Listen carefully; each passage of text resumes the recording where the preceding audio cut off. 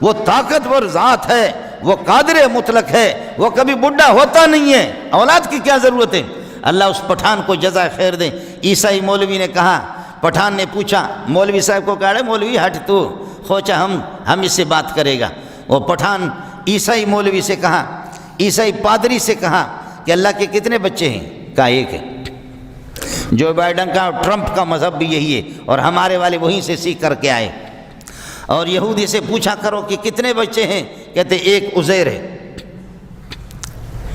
پٹھان نے کہا اللہ کی عمر کتنی ہے؟ عیسائی نے کہا مسلمان تمہارا دماغ خراب ہو گیا۔ کہا دماغ کوچے تمہارا خراب ہے، اللہ کی عمر کتنی ہے؟ عیسائی نے کہا کوئی پتہ نہیں ہے کہ کتنی بھی عمر ہو، اربوں خربوں سال وہ تو ہے ہی ہے۔ کہا اللہ طاقتور ہے یا میں طاقتور ہوں؟ پٹھان نے کہا۔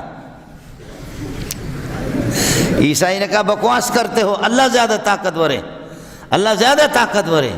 کہا خوچہ کتے کا بچہ، اتنا طاقتور اللہ زور لگا کر کے ایک بیٹا پیدا کرے، میرے اس وقت 13 بچے ہیں۔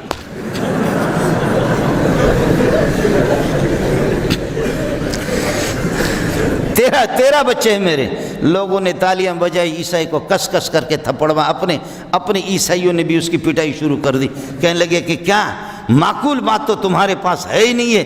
پٹھان کو اللہ جزائے خیر دے، پھر بھی پتہ نہیں اس دن نسوار صحیح کھایا ہوگا